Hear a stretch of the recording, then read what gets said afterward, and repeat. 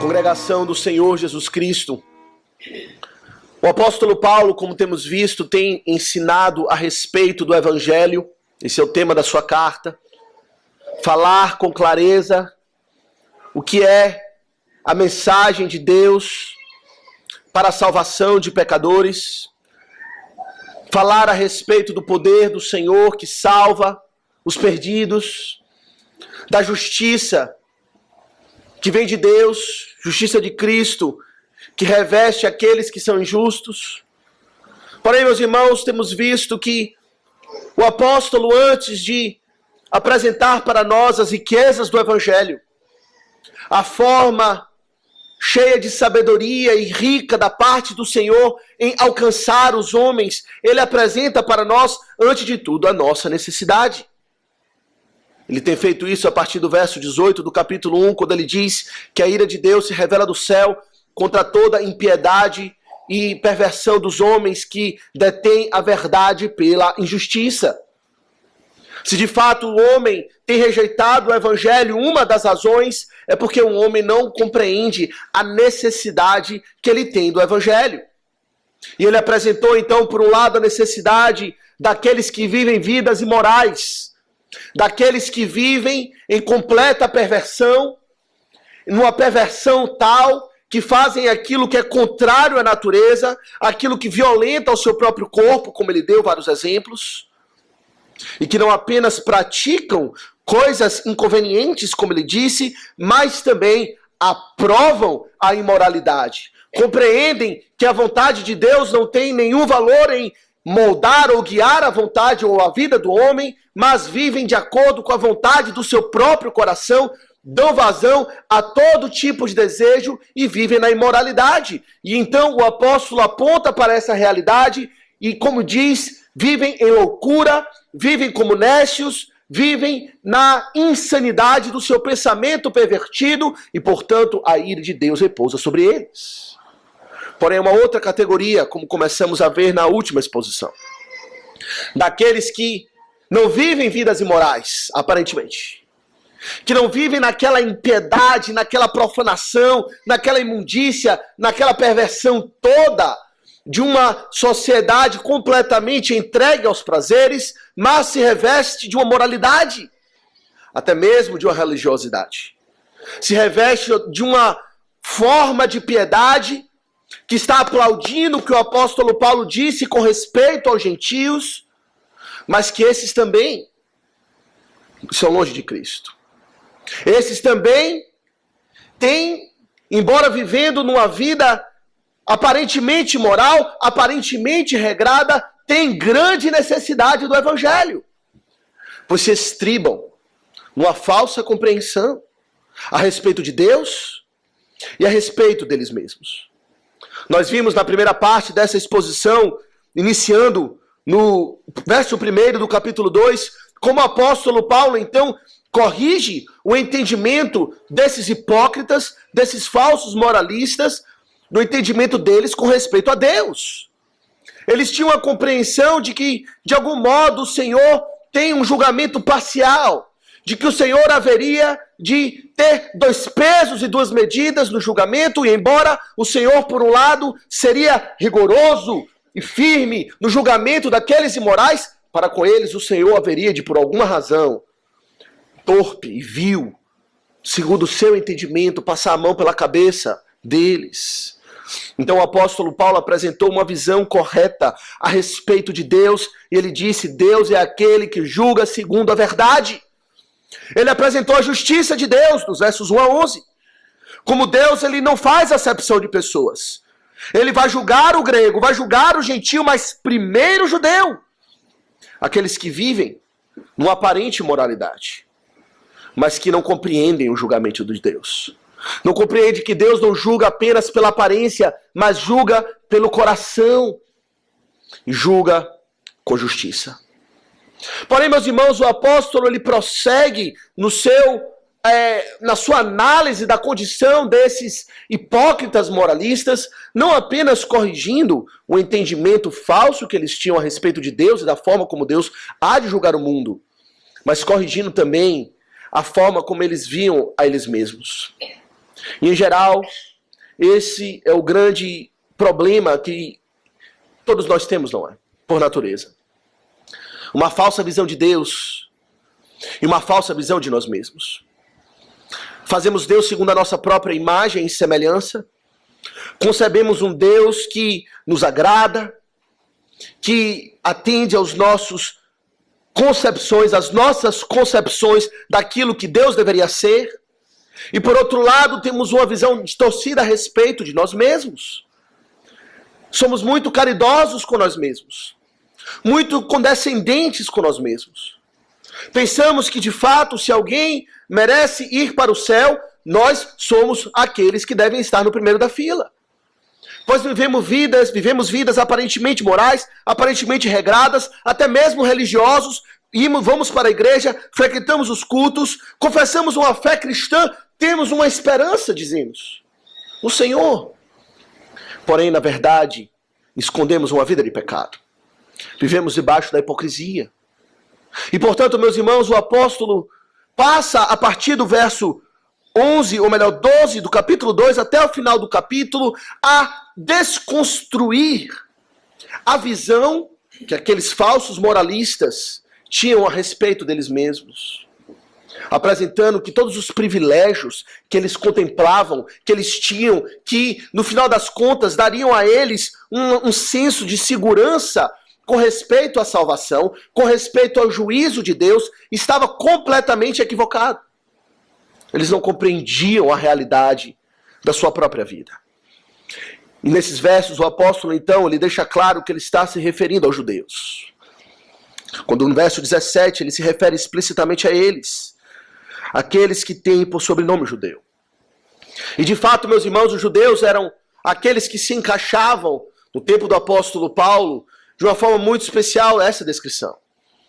Eram aqueles que se viam numa posição especial, numa posição presunçosa de que tinham um relacionamento VIP com Deus e que, portanto, receberiam um julgamento diferenciado, mais caridoso, menos rigoroso, e que, portanto, eles poderiam descansar numa condição a qual eles tinham estabelecido, criados para eles mesmos, e que daria a eles uma salvação segura.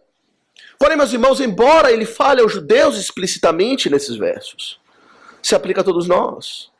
Eu diria que se aplica especialmente a nós na nossa condição atual. Pois, de fato, o papel foi revertido, não é? Na nossa condição atual, nós somos aqueles que se identificam como o povo da aliança, como os religiosos. Aqueles que são os defensores e os guardiões da fé, das coisas de Deus, que estão na frente na sociedade daqueles que sustentam um relacionamento com o Senhor, mas que por vezes vivemos na mesma condição de hipocrisia, que antes era aplicada aos judeus, mas que agora pode se aplicar a nós.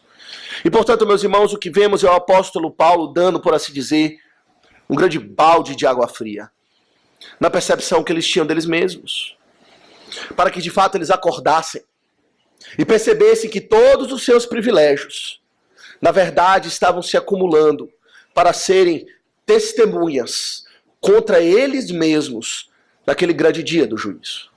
De modo, meus irmãos, que queremos considerar então essa passagem sobre esse tema. Um balde de água fria na hipocrisia religiosa. Um balde de água fria na hipocrisia religiosa. E ele dá um balde de água fria sobre três aspectos. Primeiro, com respeito à lei. Segundo, com respeito a Deus. E terceiro, com respeito ao pacto e aliança. Um balde de água fria com respeito à lei, com respeito a Deus e com respeito ao pacto. De modo, meus irmãos, que quando voltamos a nossa atenção para o texto, a partir do verso 12, nós vemos que o primeiro grande balde de água fria que o apóstolo Paulo aqui lança sobre os judeus, sobre aqueles que viviam uma vida de hipocrisia religiosa, diz respeito à relação deles com a lei de Deus. É isso que ele diz, acompanhe comigo no verso 12. Assim, pois, todos os que pecaram sem lei, também sem lei perecerão. E todos os que com lei pecaram, mediante a lei serão julgados. Porque os simples ouvidores da lei não são justos diante de Deus, mas os que praticam a lei hão de ser justificados. Meus irmãos, aqui está o primeiro balde de água fria. A percepção que os judeus, meus irmãos, tinham naquele tempo é que eles eram aqueles que de fato eram os que possuíam a lei, que tinham a posse, que tinham recebido da parte de Deus a lei e que, portanto, por serem possuidores da lei, eles tinham algum privilégio com relação aos gentios.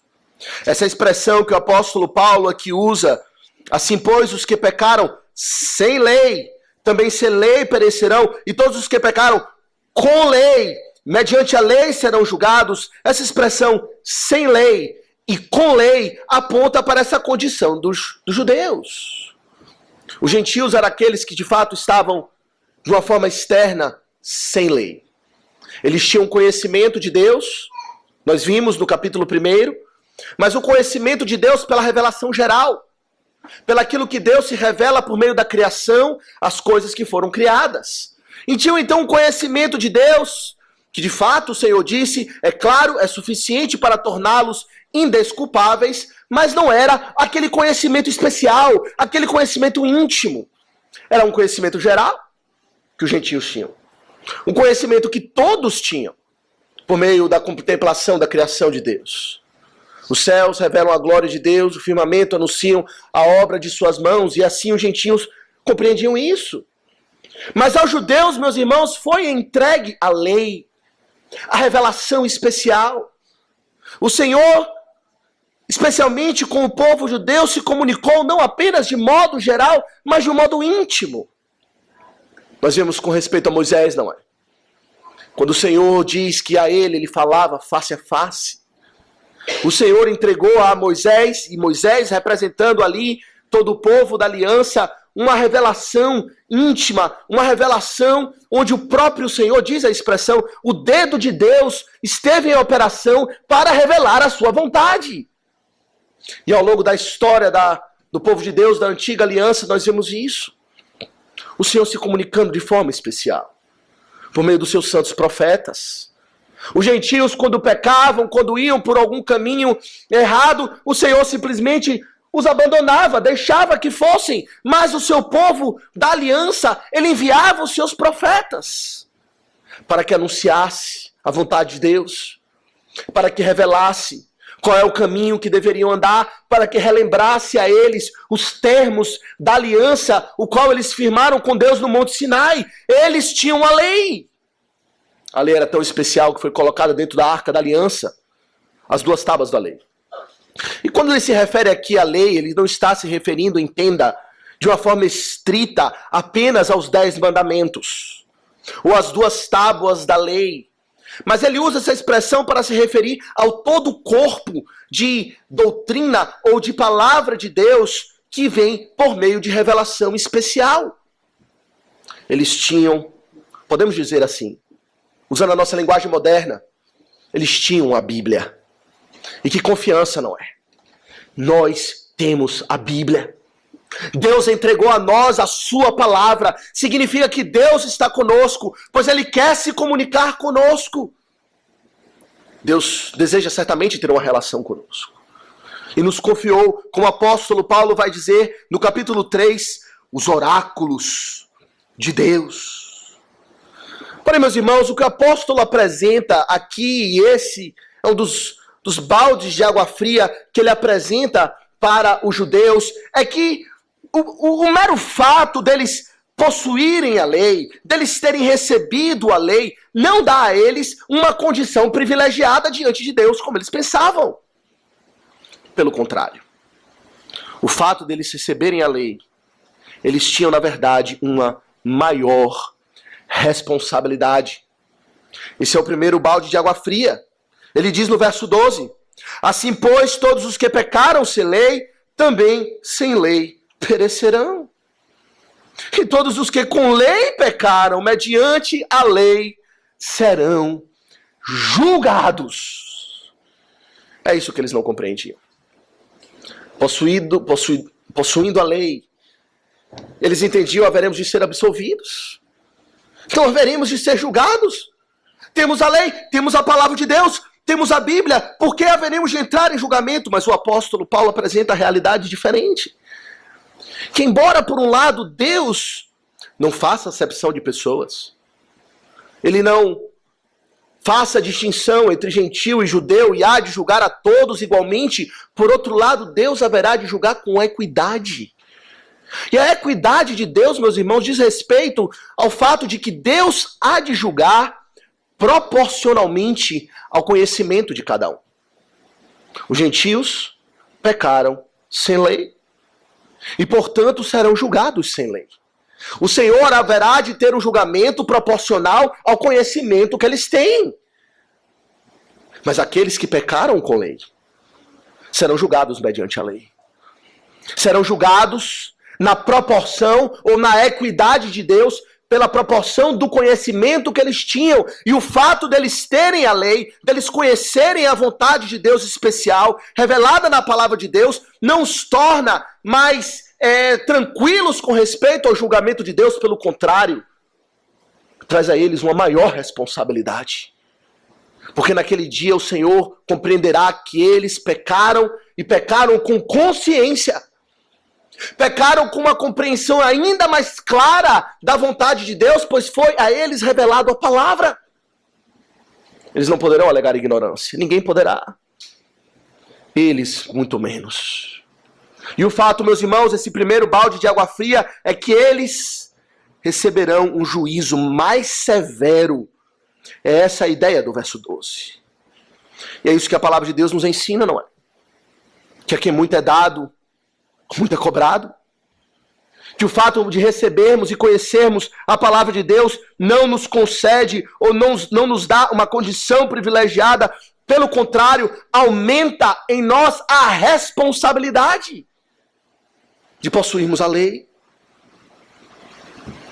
O próprio Senhor Jesus falando às cidades que receberam grande privilégio, pois receberam a visitação do Senhor Jesus. Ouviram as palavras do Senhor Jesus Cristo, viram os milagres que foram praticados por Ele, tiveram acesso ao clímax da revelação especial, que é a manifestação de Cristo, a palavra de Deus encarnada. Cristo diz àquelas cidades, em Lucas 10, verso 13, ele fala: ai de ti, Corazim, ai de ti, Betsaida, porque se em Tiro e em Sidom se tivessem operado os milagres que em vós se fizeram, há muito elas teriam se arrependido, assentadas em pano de saco e cinza. Contudo, no juízo haverá menos rigor para Tiro e Sidom do que para vós outros. Menos rigor que balde de água fria, não é? Considerar que aquilo que eles possuíam, aquilo que eles tinham, dariam a eles uma posição privilegiada. Ele diz: não, dará a vocês mais responsabilidade do que os demais. Mas o balde de água fria que o apóstolo apresenta com respeito à lei, meus irmãos, não é apenas nesse ponto. E o que ele fala é ainda mais constrangedor. Pois a partir do verso 14, ele apresenta para nós, o apóstolo Paulo, uma outra realidade. Ele diz o seguinte no verso 14, acompanhe comigo. Quando, pois, os gentios que não têm lei, procedem por natureza de conformidade com a lei, não tendo lei, servem eles de lei para si mesmos. Estes mostram a norma da lei gravada no seu coração, testemunhando-lhes também a consciência e os seus pensamentos, mutuamente acusando-se ou defendendo-se, no dia em que Deus, por meio de Cristo Jesus, julgar os segredos dos homens de conformidade com o meu evangelho. E aqui está uma verdade extremamente constrangedora, que o apóstolo Paulo apresenta para aqueles que compreendiam serem os donos da Bíblia, os possuidores da lei, aqueles que recebem a revelação especial. E o que ele apresenta aqui, meus irmãos, é o seguinte fato. Ele diz o seguinte: os gentios, é verdade, eles não têm a lei. Eles não têm um acesso, por natureza, aqueles que não são povo da aliança, não tiveram acesso à revelação especial. Eles não tiveram a oportunidade de ler os 10 mandamentos. Eles não tiveram a oportunidade de ouvir os termos da aliança. nem ouvir como Deus deve ser adorado. Eles não compreenderam com clareza aquilo que o Senhor revelou na sua palavra. Porém, não esqueça uma verdade, um detalhe. Eles não estão totalmente destituídos de lei. Eles não estão totalmente desprovidos de uma compreensão de qual é a vontade de Deus. Pois dentro da revelação especial que eles, a revelação geral que eles receberam, está incluso uma compreensão de qual é a vontade do Senhor. Existe uma norma da lei gravada no seu coração, que o apóstolo aqui, Paulo, apresenta. De modo, meus irmãos, que mesmo gentios nessa categoria, ou aqueles que nunca leram a palavra de Deus, nunca compreenderam os 10 mandamentos, qual é a vontade do Senhor, aquilo que o Senhor requer de nós, tem uma noção de certo e errado. O Senhor colocou isso dentro do coração do homem por natureza. Todo homem sabe que é errado aquilo que ele faz quando ele faz algo errado. Não é preciso que leamos a Bíblia para o homem para que ele saiba que adulterar é pecado, que matar é uma ofensa, que roubar é algo impróprio. Essas coisas, meus irmãos, estão colocadas no coração do homem. O Senhor colocou essa compreensão de qual é de um senso de certo e errado que todo homem tem. Os gentios não estão totalmente desprovidos de lei. E mais, eles não estão desprovidos de consciência. Ele diz isso. Ele fala aqui no verso 15, estes mostram a norma da lei gravada no seu coração, testemunhando-lhes também a consciência e os seus pensamentos, mutuamente acusando-se ou defendendo-se. Aqueles que não têm lei, que não têm a palavra, que não têm a Bíblia, eles compreendem de alguma forma, de uma forma natural, a vontade de Deus, mas além disso eles têm uma consciência, que é o juiz de Deus na mente de todo homem, que de fato julga as nossas ações internamente. É isso que a consciência faz, não é? A consciência considera um padrão, que é a norma da lei gravada no coração do homem, e nos acusa ou nos defende com respeito aos nossos pensamentos, com respeito às nossas ações, para regular a nossa vida. E o que o apóstolo aqui está dizendo é, os gentios têm a lei, os gentios têm uma consciência, e ao que parece, os gentios que nunca leram a revelação especial, que não compreendem o que é Bíblia, nem sequer sabem o que é Bíblia, nem sequer sabem o que é revelação especial da parte de Deus, ao que parece, eles estão regulando a sua vida, as suas próprias vidas, por essa lei que Deus gravou no seu coração, pela consciência que Deus deu a eles. Aqui ele diz isso no verso 14, que mesmo gentios estando sem lei, eles procedem por natureza, isto é, sem a revelação especial, de conformidade com a lei. E que balde de água fria. Compreender que os ímpios, os incrédulos, aqueles que nunca leram uma sentença da palavra de Deus, estão vivendo uma vida mais coerente com a vontade de Deus do que aqueles que são possuidores da lei. Esse é o grande balde de água fria. O apóstolo Paulo aqui, meus irmãos, compreenda, ele não está dizendo que os gentios vivem de um modo a agradar a Deus e que, portanto, serão salvos pela essa forma como eles vivem.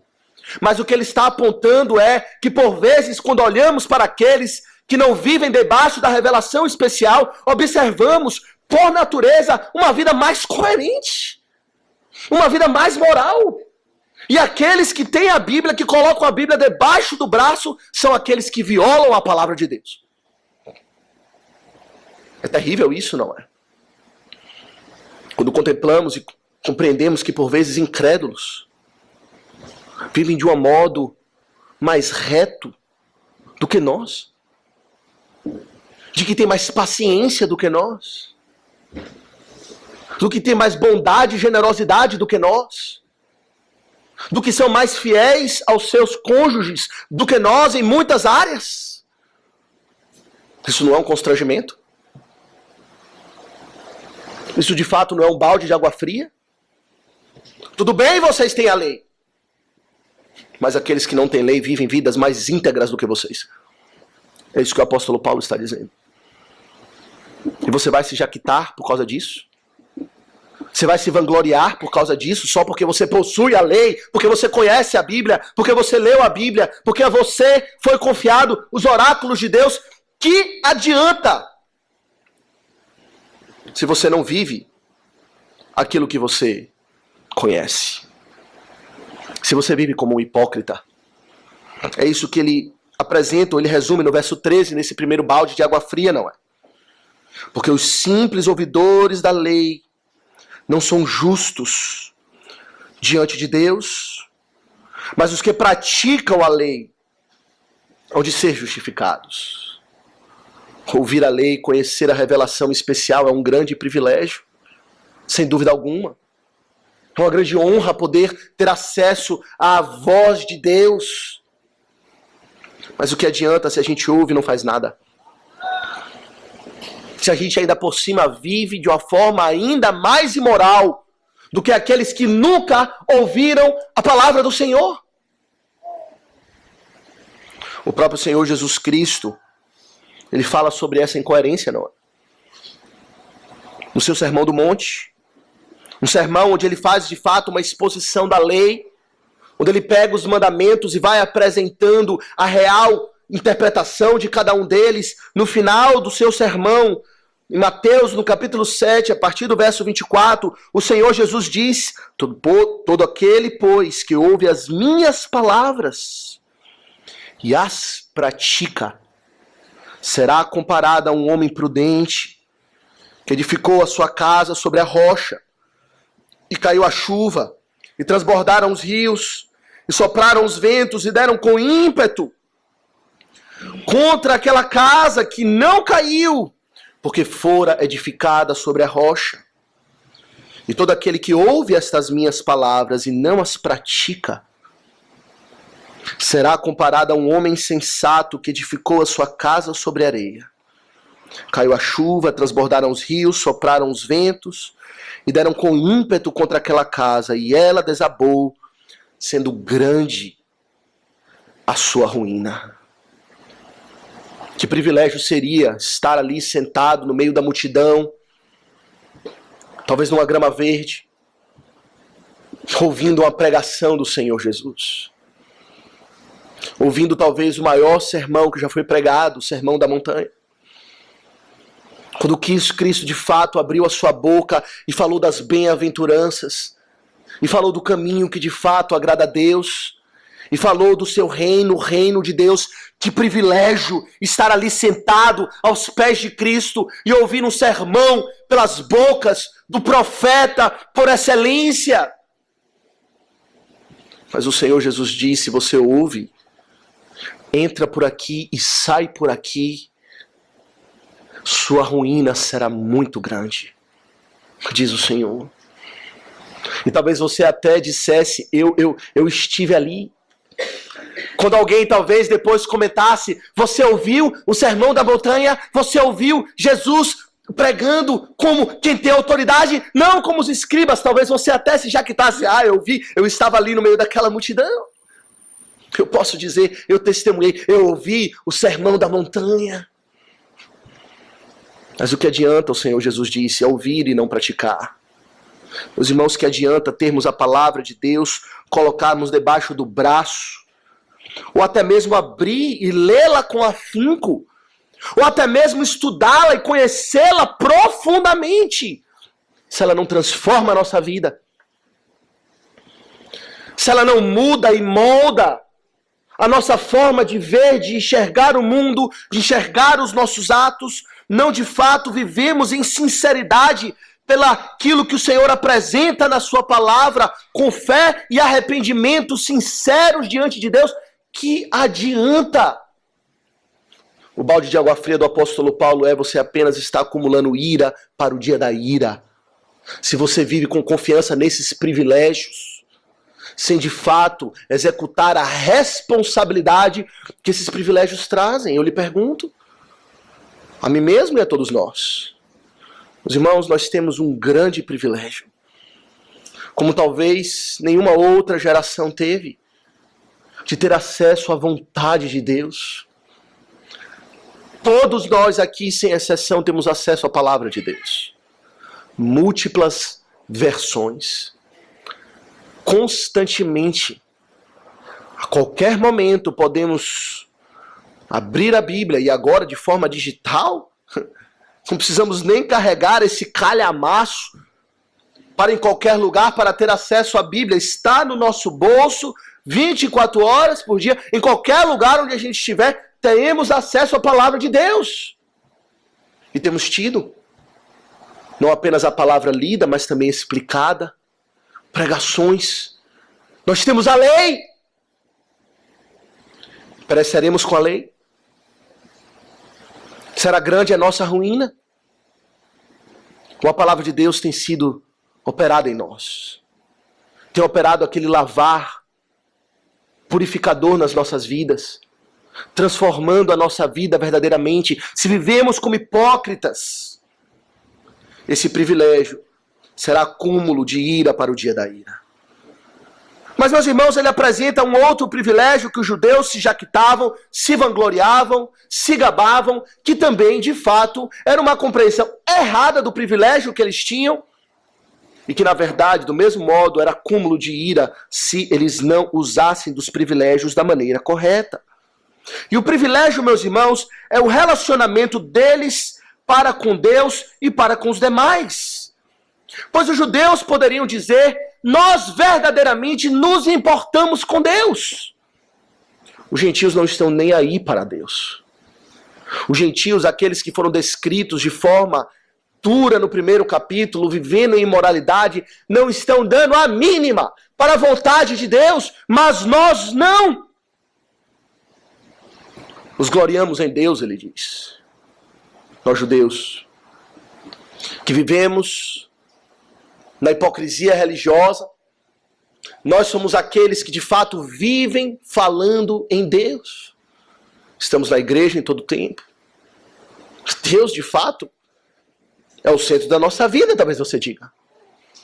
Eu não concebo a minha vida sem Deus, e como pode então eu imaginar que ao final das contas, Deus voltará as costas para mim?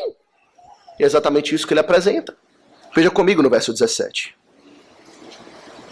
Se porém tu, que tens por sobrenome judeu e repousas na lei, e te glorias em Deus, que conheces a sua vontade, e aprovas as coisas excelentes, sendo instruído na lei, que estás persuadido de que és guia dos cegos, luz dos que se encontram em trevas, instrutor de ignorantes, mestre de crianças, tendo na lei a forma da sabedoria e da verdade. Tu, pois, que ensinas a outrem, não te ensinas a ti mesmo. Aqui está, meus irmãos, o segundo balde de água fria que o apóstolo Paulo apresenta. De fato, meus irmãos, o apóstolo ele reconhece e passa a enumerar os grandes privilégios do povo da aliança. Tu que tens por sobrenome judeu, esse era o grande ou primeiro privilégio que de fato eles tinham.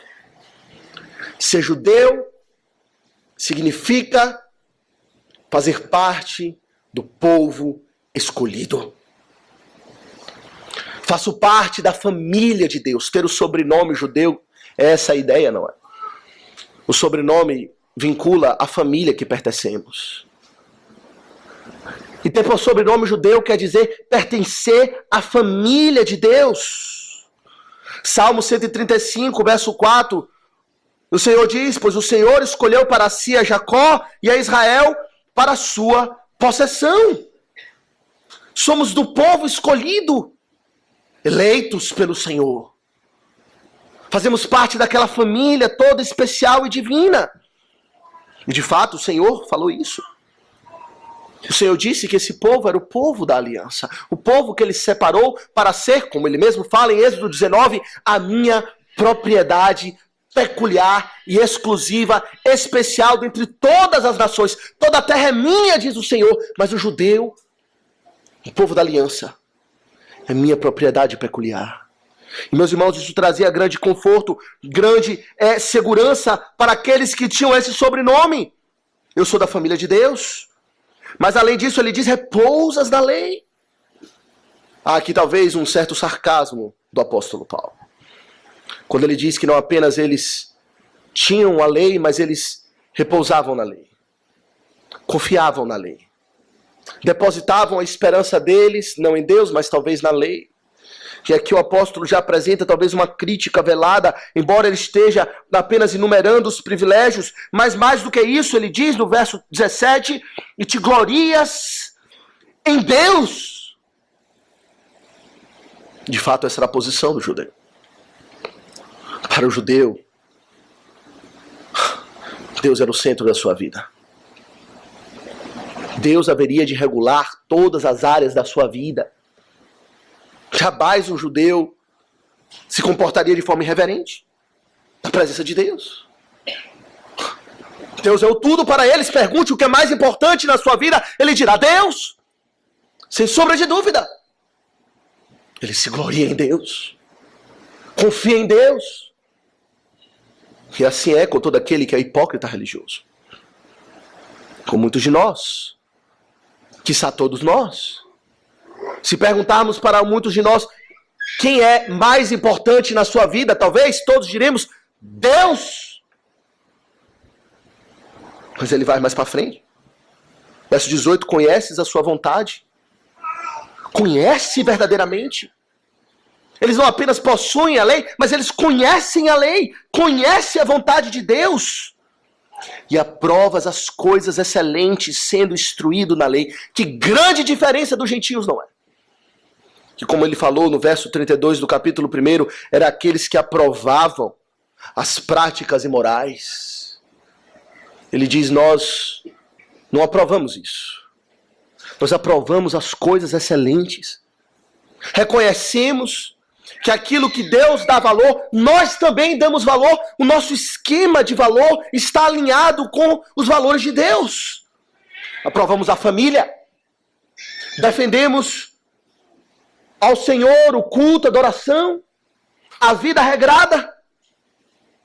Conhecemos as coisas excelentes, somos instruídos na lei. E ele diz aqui, porque estás persuadido de que é guia dos cegos, luz dos que se encontram em trevas. Nossa, a compreensão deles é muito grande a respeito da situação privilegiada deles. Não apenas eles compreendem que receberam da parte de Deus a sua lei, a sua vontade, se importam com Deus, mas compreendem uma responsabilidade que eles têm. Eles têm uma responsabilidade com os demais. Eles devem guiar os outros no caminho do Senhor. Estão convictos de que não devem guardar a vontade de Deus para eles mesmos, mas devem guiar os cegos. Devem ser luz para os que se encontram em trevas, instruir os ignorantes. Mestre de crianças. Eles compreendem que a vontade de Deus foi entregue a eles, eles não devem guardar para eles mesmos, mas devem divulgar, anunciar, instruir a outros qual era a vontade de Deus. Tendo na lei a forma, verso 20, da sabedoria e da verdade. Eles criam na suficiência das Escrituras. A lei, a palavra de Deus tem a forma da sabedoria. Como eu devo viver, a palavra de Deus vai me dizer. Como eu devo compreender a minha vida, moldar a minha vida na lei. Busque lá, e lá você vai compreender como deve viver. Que alto padrão, não é? Talvez muitos de nós nem sequer vivemos assim.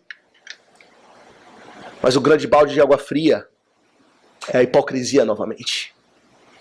Pois ela apresenta no verso 21, tu, pois, que ensinas a outrem, não te ensinas a ti mesmo?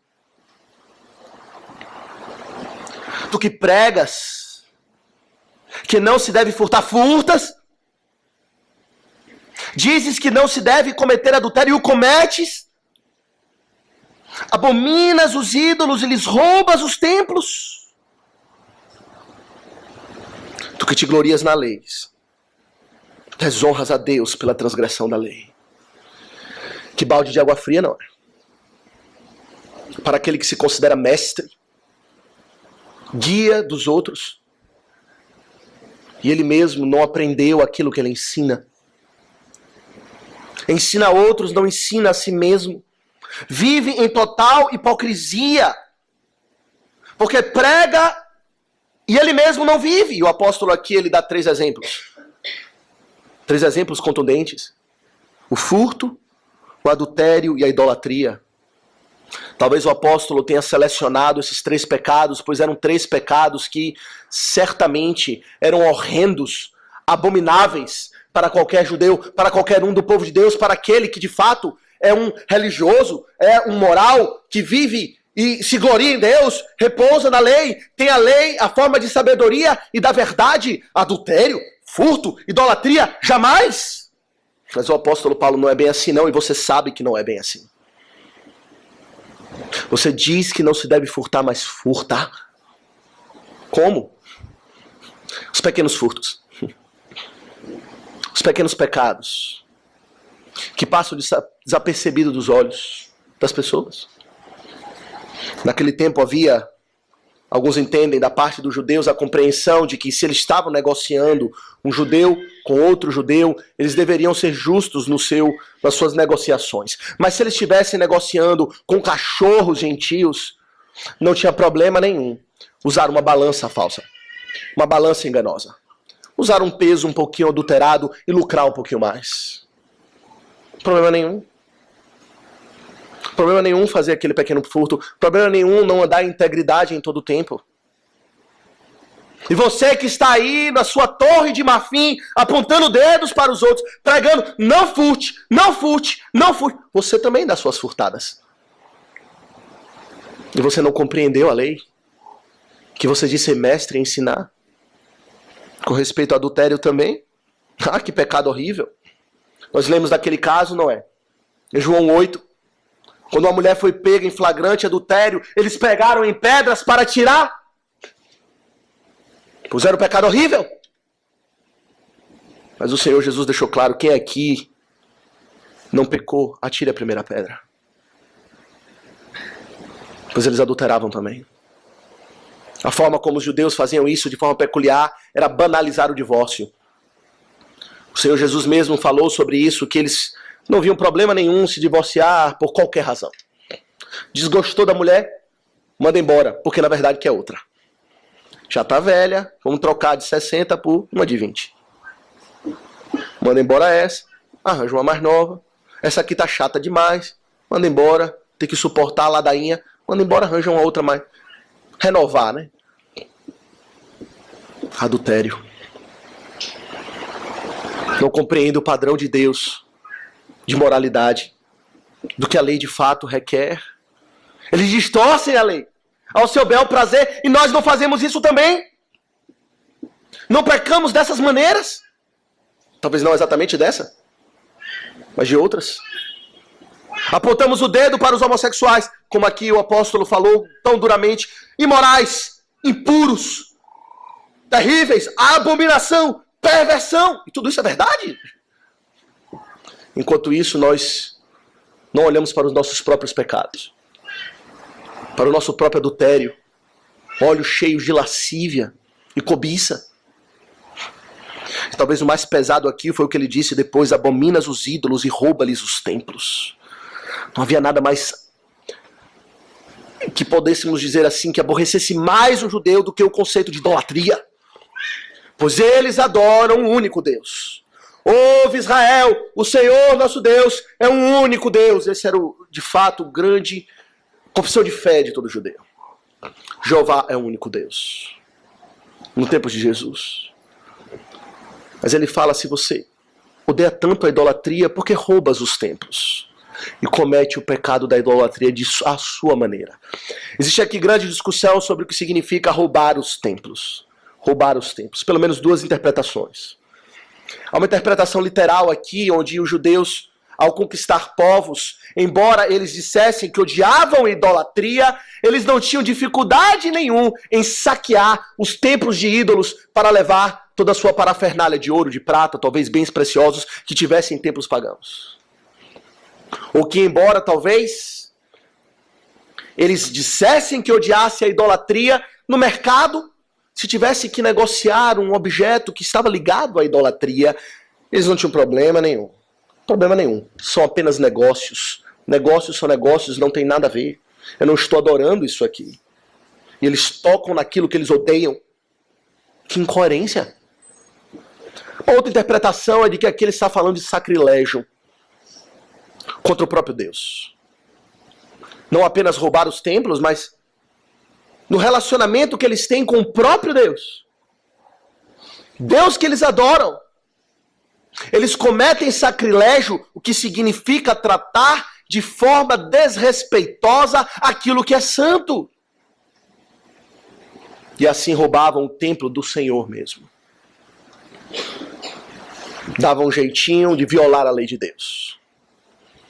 O próprio Senhor Jesus fala isso em Malaquias, não é? Daqueles que roubaram a Deus nos dízimos e nas ofertas. Diz que odeia a idolatria, mas quando se trata na adoração do Deus verdadeiro, então eles flexibilizam um pouco as demandas de Deus com respeito à adoração. Se vocês odeiam tanto a idolatria, por que não adoram Deus verdadeiro de todo o seu coração? O fato, meus irmãos, é que não temos certeza qual a interpretação, se um lado ou outro. O fato é que é uma grande incoerência. Dizemos que odiamos os ídolos. Nós mesmos, no nosso relacionamento com os deuses, seja os falsos deuses ou com o verdadeiro Deus, não nos comportamos da forma coerente com essa afirmação de que odiamos aquilo que é idólatra. Que balde de água fria. Chamar um judeu de idólatra. É isso que o apóstolo Paulo apresenta. E talvez o pior, o que está aqui no verso 23 e 24. Esse é o grande balde de água fria. Quando ele diz: tu que te glorias na lei, desonras a Deus pela transgressão da lei, pois como está escrito, o nome de Deus é blasfemado entre os gentios por vossa causa. Ele começou falando dos privilégios no verso 17, como aqueles que se gloriam em Deus, que aparentemente pela sua forma de viver, ou pela sua pregação, ou pelo seu estilo de vida, dizem que Deus é o mais importante na vida deles, mas nós temos visto, é pura hipocrisia, é pura fachada, e embora eles se gloriem em Deus, na verdade o efeito é que Deus tem sido blasfemado pela vida hipócrita com que se vive. Que balde de água fria. Muitas vezes não é assim conosco. Nos gloriamos em Deus, não é? Deus é o nosso tudo, dizemos. Pelo menos dizemos. Mas pelas nossas hipocrisias, pela visão esperta que a gente dá à lei de Deus, distorcendo quando nos é conveniente, os gentios observam o nosso comportamento e dizem: é esse Deus que você serve? Quando você de fato fala e você faz assim, vive dessa maneira, você pensa que te livrarás do juízo de Deus? Um balde de água fria, não é? A vida da hipocrisia. Porém, meus irmãos, o apóstolo apresenta para nós aqui talvez um terceiro e talvez o pior de todos. O pior balde de água fria que ele apresenta para eles está aqui a partir do verso 25. Porque os judeus, meus irmãos, eles poderiam dizer o seguinte: nós temos um sinal que Deus nos deu, que garante que nós estamos diante de um relacionamento com Deus seguro. Paulo, diga o que você quiser, mas Deus colocou em mim um sinal, uma marca, que eu tenho em minha carne, que Deus quer dizer que porque eu tenho essa marca, eu faço parte da aliança, eu estou no relacionamento pactual com Deus e portanto serei salvo, e esse sinal é a circuncisão. E o apóstolo Paulo aqui, meus irmãos, dá então uma outra interpretação. diferente da compreensão que eles tinham a respeito do que significava a circuncisão e o relacionamento pactual. Ele fala a partir do verso 25. Porque a circuncisão tem valor se praticardes a lei, se és, porém, transgressor da lei, tua circuncisão já se tornou incircuncisão. Se, pois, a incircuncisão observa os preceitos da lei, não será ela, porventura, considerada circuncisão? Meus irmãos, o que o apóstolo Paulo aqui fala é profundamente chocante para o judeu naquele tempo. A circuncisão, de fato, era algo muito precioso para os judeus. Era aquele grande selo que o Senhor deu a Abraão quando firmou com ele um pacto, um selo da aliança, quando o Senhor disse para Abraão, entre mim e vós.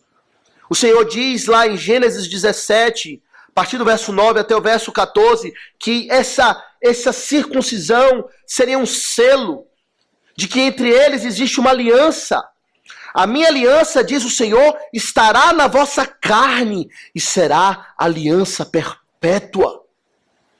O incircunciso, diz o Senhor, que não for circuncidado na carne do prepúcio, essa vida será eliminada do meu povo, porque quebrou a minha aliança. Eles dizem, estão na minha carne.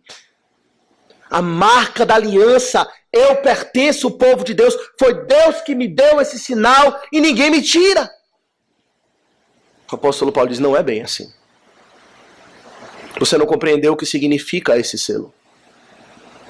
Esse selo deve ser, na verdade, não para você algo que você deve compreender que é algo mágico, uma espécie de cerimônia que foi feita e que, portanto, você está num relacionamento inabalável com Deus. Pelo contrário, o sinal representa o seu compromisso que você tem com a aliança. E que, se não for evidenciada numa vida consagrada a Deus, verdadeiramente em sinceridade, não quer dizer absolutamente nada. A sua circuncisão, se és transgressor da lei, ele diz, já se tornou incircuncisão. O apóstolo chamou um judeu de incircunciso. Para nós é difícil compreender a magnitude do que ele está dizendo. O quão essa afirmação abala todo o sistema de pensamento de um judeu tradicional, que confiava e depositava toda a sua esperança, ou pelo menos boa parte, nesse sinal que eles receberam. Isso foi até uma grande controvérsia na igreja no Novo Testamento, não foi? Quando mesmo aqueles que se converteram a Cristo, ainda vindo do judaísmo, tinham a dificuldade com respeito à circuncisão e disseram que se não vos deixar de circuncidar, não sereis salvos. Foi necessário ter um concílio em Jerusalém para dirimir essa dúvida, explicar essa questão. Era algo muito sério para eles. Mas o apóstolo faz essa afirmação contundente. A primeira dela é essa: se és transgressor da lei, a tua circuncisão já se tornou incircuncisão. E o que é mais chocante ainda é o que ele fala com respeito aos gentios, no verso 26. Se, pois, a incircuncisão observa os preceitos da lei, não será ela, porventura, considerada circuncisão? Aqui estão aqueles que estavam batendo palma quando o apóstolo Paulo desceu a lenha sobre os gentios. Que estavam dizendo, é isso mesmo, Paulo. A ira de Deus deve se revelar do céu contra toda impiedade, contra todos os imorais. O apóstolo Paulo está dizendo aqui, o imoral é você, que vive na hipocrisia religiosa, que se gloria em Deus, mas que na verdade é transgressor da lei. O incircunciso é você. E ele, que não obstante esteja incircunciso na carne, porque obedece à lei. E quando ele fala que obedece à lei, meus irmãos, ele não está dizendo apenas uma vida de moralidade, mas obedece aos preceitos da lei, os termos da aliança, que envolvem não apenas obediência a Deus, mas sobretudo fé. É isso que é o termo da aliança principal, significa. A circuncisão significava, como diz o apóstolo Paulo, o selo da justiça da fé. Daqueles que creem em Deus verdadeiramente. E o apóstolo Paulo está dizendo, existem circuncisos que creram em Cristo e que vivem em obediência a Ele. E porventura, isso não será considerado por Deus como circuncisão? Verso 27, ele elabora sobre isso, ele diz, e se aquele que é incircunciso por natureza cumpre a lei, certamente ele te julgará a ti. Meus irmãos, que balde de água fria. Aqui estão os judeus que julgam todo mundo. Ele começa falando isso, não é? No verso 1. Portanto, verso 1 do capítulo 2. És indesculpável homem quando julgas quem quer que sejas. Ele diz, na verdade, quem poderia julgar alguém aqui? São aqueles que, embora não participam de nenhum desses privilégios que vocês têm, estão vivendo com integridade diante de Deus, com fé nas promessas de Deus, com obediência aos preceitos do Senhor. Ele sim é que tem alguma moral para julgar vocês judeus. Que balde de água fria. Os papéis estão invertidos. Compreensão de que nós somos especiais aos olhos de Deus pode estar totalmente equivocada. Essa compreensão de que somos especiais diante de Deus, você já parou para pensar nisso? Com respeito a você. Que talvez você se enxergue como especial diante de Deus, talvez porque está batizado. Recebeu o selo da justiça da fé, a água do batismo que nos lava de todo pecado. Membro em plena comunhão de uma igreja fiel. Diligente em muitas coisas, mas que é transgressor da lei, vive vida dupla. Aborrece o pecado. Ou melhor, aborrece a lei do Senhor. E dá o seu jeitinho para guardar o pecado no coração, contanto que os demais não vejam. E pensamos, somos crentes, estamos salvos, eu dou meu dízimo, eu vou para a igreja, eu tenho a Bíblia. E o Senhor simplesmente puxa o nosso tapete, dá um balde de água fria e diz, isso diante do Senhor nada vale. Nada vale. E o que é que vale? Ele diz no verso 28 e 29. Porque não é judeu que é apenas exteriormente, nem é circuncisão que é somente na carne. Porém judeu é aquele que o é interiormente. E circuncisão, aqui é do coração, no espírito, não segundo a letra, e cujo louvor não procede dos homens, mas de Deus. Aqui está o verdadeiro judeu. O verdadeiro que pode se dizer que faz parte do povo de Deus. Que faz parte do povo da aliança, que de fato pode dizer, eu tenho a verdadeira marca de que estou numa aliança com Deus, num pacto com Deus de graça e que portanto gozarei dos benefícios da salvação. Quais são essas marcas? Ele diz, não são as marcas externas. Não é aquilo que é externo, não é aquilo que você faz para os homens verem, para receber o louvor dos homens que vão dizer, muito bem feito, aqui vai um piedoso. Mas ele diz, o verdadeiro judeu é aquele que o é interiormente, que o é no coração. Aquele aponta para o grande perigo da hipocrisia e a absoluta necessidade da sinceridade para com Deus. O ser de coração, meus irmãos, aponta para esse fato, não é? Ser sincero, ser verdadeiro, de fato servir a Deus em verdade, no íntimo, de fato ter um coração consagrado por Deus, como orou o salmista, no Salmo 51 que cantamos, cria em mim, ó Deus, um coração puro, e renova dentro em mim, não apenas das minhas práticas, não apenas no meu comportamento de ir para a igreja, dar o dízimo, cultuar o Senhor da maneira que Ele requer, mas dentro de mim, um espírito inabalável, verdadeiramente consagrado a Deus, que confia nas suas promessas, que ama Jesus Cristo de verdade. Você ama Cristo? seu coração está consagrado a Ele verdadeiramente. Essa é a primeira marca do verdadeiro judeu, é interno, é de coração, é sincero. Mas em segundo lugar, é uma obra de Deus, pois ele diz, no verso 29, porém judeu é aquele que o é interiormente, circuncisão, a que é do coração, no Espírito. No Espírito aqui o entendimento é que é no Espírito Santo, que é operado por Deus. Que não é meramente por nascimento, porque é filho de crente, ou porque frequenta a igreja, mas porque experimentou o novo nascimento. Não é isso que o Senhor disse para Nicodemos, o maioral dos judeus? Aquele que de fato era mestre da lei, guia de cegos, luz para os que andam nas trevas, instrutor de ignorantes, mestre versado na lei. O Senhor disse para ele, se não nascer de novo da água e do Espírito, não entrareis no reino dos céus. É necessário que o Espírito Santo opere em nós, nos transforme. Isso aqui, esse detalhe do Espírito, o apóstolo vai elaborar em grande detalhe no capítulo 8. Quando ele fala da obra da carne e da obra do Espírito, em grandes detalhes, mas ele já dá a deixa para nós.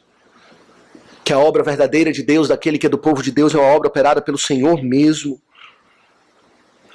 E que o foco, ele diz, é obter a aprovação de Deus e não dos homens. Não segundo a letra, e cujo louvor não procede dos homens, mas de Deus. Esse é o foco da vida daquele que é o verdadeiro judeu, do verdadeiro povo de Deus. Vive não para agradar os homens, mas vive para agradar a Deus. Isso é tão difícil, porque para nós muitas vezes valorizamos mais a aprovação dos homens do que a aprovação de Deus. E por vezes a aprovação de Deus vai de encontro à aprovação dos homens. Agradar a Deus muitas vezes significa desagradar a homens. Servir a Deus muitas vezes significa desagradar pai e mãe. Desagradar aqueles que desejamos agradar, desejamos satisfazer.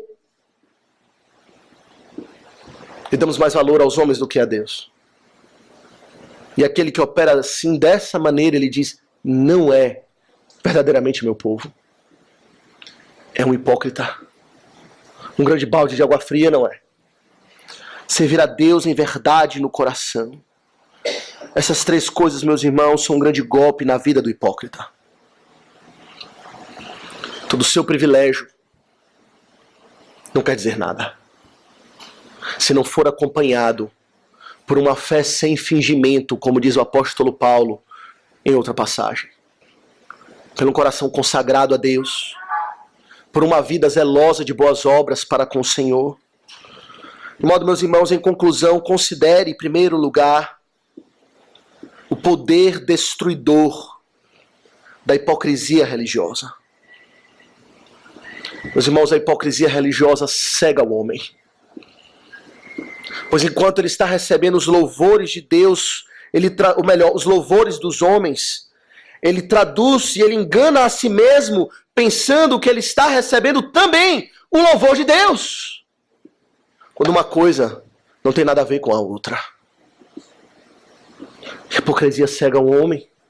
O próprio apóstolo Paulo, meus irmãos, ele compreende o perigo destruidor da hipocrisia religiosa, quando ele, na consideração do seu próprio ministério, ele diz em 1 Coríntios 9, 27, que ele esmurra o seu próprio corpo e o reduz à escravidão, para que, tendo pregado a outros, não venha ele mesmo a ser desqualificado. Ele sabe que a hipocrisia está logo ali à mão, que é muito fácil pregar a outros e viver uma vida diferente. Que é muito fácil colocar uma fachada do sepulcro caiado que agrada aos homens e que por fora é muito lindo, muito adornado, mas que por dentro está cheio de morte e ossos podres. Portanto, ele diz, eu estou ciente disso. Eu esmurro o meu próprio corpo, reduzo a escravidão, para que eu não venha a sucumbir à tentação de viver como um hipócrita. Imaginou?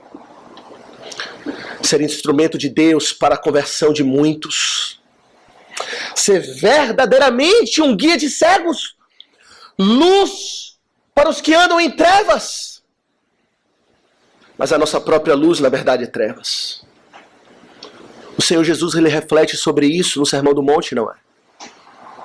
Quando ele diz, vós sois a luz do mundo, brilhe, portanto, a vossa luz perante o mundo, para que vejam as suas obras e glorifiquem ao Pai. Mas o Senhor Jesus Cristo, no Sermão do Monte, ele faz um alerta que caso a luz que em ti há sejam trevas, que grandes trevas serão. Uma luz que é trevas, luz para os outros, trevas para nós mesmos, isso é possível. Isso se chama hipocrisia religiosa. E devemos compreender, meus irmãos, o poder destruidor, condenatório da hipocrisia religiosa. Mas devemos compreender, em segundo lugar, meus irmãos, que nenhum rito religioso ou nenhuma postura externa dará salvação, mas que a verdadeira religião reside não naquilo que praticamos externamente, mas reside na afeição. Reside no coração. Por isso o Senhor diz, por meio do seu sábio Salomão, filho meu, dai-me o teu coração, porque dele procedem as fontes da vida. É no coração que reside a verdadeira religião. Internamente, a fé sincera e que de fato se manifestará e dará frutos em todas as áreas da nossa vida. Uma fé que de fato confia em Cristo. Verdadeiramente, fé sem fingimento. Não há nada que possa substituir isso. Nenhum rito religioso. Ainda que você dê, como diz o apóstolo Paulo, refletindo sobre essa mesma ideia, sobre uma outra ótica, em 1 Coríntios 13, ainda que você dê o seu próprio corpo para ser queimado, ainda que você dê todos os seus bens para os pobres, se não tiver amor, isto é, se não tiver um coração santificado, transformado pelo Espírito, renovado, coração de carne, não de pedra, fé sem hipocrisia, nada vale. O seu coração foi verdadeiramente transformado, o meu coração, o nosso coração foi verdadeiramente transformado pelo Espírito Santo. Não adianta nada servir a Deus se não for por essa perspectiva. Só existe uma forma de servir a Deus e é com confiança no seu Evangelho. E aqueles que vivem o moralismo ou hipocrisia religiosa podem bater palma quando o apóstolo Paulo ou com qualquer um outro condenar a imoralidade do mundo. Mas esses mesmos estão duplamente condenados. É isso que o Senhor Jesus disse quando falou dos fariseus, que eles rodeiam o mundo para fazer um prosélito. Isto é, empenham todos os esforços para converter alguém. Mas a mensagem que eles pregam tornam aquele convertido 2 vezes mais filhos do inferno do que o eram anteriormente. Muitas vezes vivemos assim, num falso zelo religioso, num falso moralismo, numa hipocrisia que condena e não salva. Pois a salvação, ele dirá, está unicamente no Evangelho, abraçado e vivido na sinceridade do seu coração. O Senhor tem descortinado as suas falsas seguranças? Onde você deposita a sua esperança? No que você coloca a sua certeza de salvação? Porque você todo domingo pega a sua Bíblia, faz isso e vai para a igreja?